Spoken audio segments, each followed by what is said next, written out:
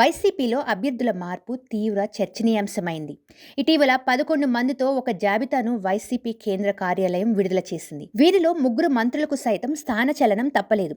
అలాగే 3 సిట్టింగ్ ఎమ్మెల్యేలకు కూడా టికెట్లు దక్కలేదు. తాజాగా మరో జాబితా కూడా విడుదల చేశారు. రెండో జాబితాలో మరికొంతమందికి జలక్కిచ్చారు. దీంతో వైసీపీ అభ్యర్థుల్లో టెన్షన్ నెలకొంది. ప్రస్తుతం తూర్పు పశ్చిమ గోదావరి జిల్లాలకు చెందిన ఎమ్మెల్యేలతో జగన్ భేటీలు జరిపారు. కొందరు ఎమ్మెల్యేలను మంత్రులను లోక్సభకు పంపాలని జగన్ యోచించారు. గెలిపే లక్ష్యంగా ఈసారి ఎన్నికల్లో అభ్యర్థుల ఎంపిక చేయనున్నారని చెబుతున్నారు. సోషల్ ఇంజనీరింగ్ లో భాగంగా సిట్టింగ్ ఎమ్మెల్యేలను మార్చాలని నిర్ణయించుకున్నామని పైకి చెబుతున్నా ఓటమి భయమే దీనికి కారణమని స్పష్టమవుతుంది. అయితే నియోజకవర్గంలో సిట్టింగ్ ఎమ్మెల్యేలపై అసంతృప్తి ఉండటంతో పాటు కొన్ని నియోజకవర్గాల్లో కీలక నేతలు సిట్టింగ్ ఎమ్మెల్యేలకు సహకరించబోమని చెప్పడంతో జగన్ కీలక నిర్ణయం తీసుకున్నారని వైసీపీ అంటుంది. టికెట్ దక్కని నేతలకు పార్టీలో ఏదో ఒక పదవి ఇస్తామని జగన్ హామీ ఇస్తున్నారు. రాజకీయ భవిష్యత్తుని తాను చూసుకుంటానని భరోసా ఇస్తున్నారు. అయితే ముందుగానే అభ్యర్థులను ఖరారు చేసి వారిలో సమన్వయం చేసుకుని వెళ్లేలా జగన్ ఎమ్మెల్యేలతో భేటీ అవుతున్నారు. టీడీపీ జనసేన కూటమి బలంగా ఉండటంతో అభ్యర్థులను తప్పనిసరిగా మార్పు చేయాలన్న నిర్ణయానికి జగన్ వచ్చారు.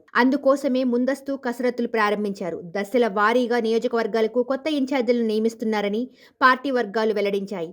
అభ్యర్థుల ఎంపికలో భారీ మార్పులుంటాయని అంటున్నారు. ప్రజల్లో అభ్యర్థులకున్న అనుకూల ప్రతికూల అంశాలు, పార్టీ స్థానిక నేతలతో ఉన్న సంబంధాలు, అవినీతి ఆరోపణలు, ప్రత్యర్థిని ఢీకొట్టగల సామర్థ్యం, ఇలాంటి అన్ని అంశాల్లో సర్వేలు చేయించి దాని ఆధారంగా సీట్లు కేటాయిస్తున్నట్లు తెలుస్తుంది. ఇందులో భాగంగా ఉమ్మడి ఉభయ గోదావరి జిల్లాలకు చెందిన కొందరు ఎమ్మెల్యేలకు తాజాగా పెట్టారు. కొందరికి ఉండదని తేల్చి చెప్పేశారు. గత ఎన్నికల్లో తెదేపా ఎమ్మెల్యేగా గెలిచి వైకాపాకు మద్దతు పలికిన గుంటూరు పశ్చిమ ఎమ్మెల్యేకి ఇప్పటికే టికెట్ కట్ చేశారు. ఇక మంత్రి వేణుగోపాలకృష్ణకి ఈసారి స్థానచలనం ఖాయమని తేలిపోయింది. ఎంపీ మార్గాని భరత్ కు అసెంబ్లీ నియోజకవర్గానికి వెళ్లాలని సూచించినట్లు సమాచారం. ఇక తాజాగా మరో 3 ఎమ్మెల్యేలకు టికెట్ లేనట్లేని స్పష్టం చేశారని తెలుస్తుంది. అలాగే విజయవాడ పశ్చిమ ఎమ్మెల్యే వెల్లంపల్లి శ్రీనివాస్ తో సజ్జల రామకృష్ణారెడ్డి చర్చించారు. వెల్లంపల్లిని సెంట్రల్ కు మార్చే అవకాశం ఉందంటున్నారు.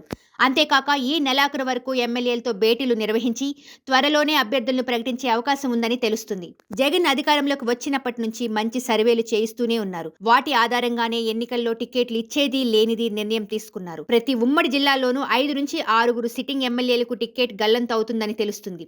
ఈ సమాచారం ప్రకారం సుమారు 70 మందికి సీట్లు దక్కవనే చర్చ జరుగుతుంది. తెలంగాణ ఫలితాల నేపథ్యంలో గెలుపు గుర్రాలకే సీట్లు కేటాయిస్తున్నట్లు చెబుతున్నారు. సిట్టింగ్ ఎమ్మెల్యేల వల్ల తెలంగాణలో అధికార పార్టీకి జరిగిన నష్టం కళ్ల ముందు కనిపిస్తుండటంతో జగన్ సిట్టింగ్లను మార్చాలని ఫిక్స్ అయిపోయారని తెలుస్తుంది.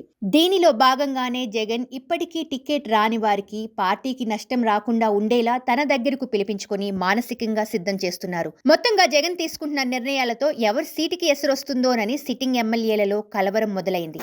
ఎన్ని టికెట్స్ కట్ అవుతాయి అనేది ఈ నెలాఖరికి క్లారిటీ వచ్చే అవకాశం ఉంది. సబ్స్క్రైబ్ చేయండి. Please do subscribe to.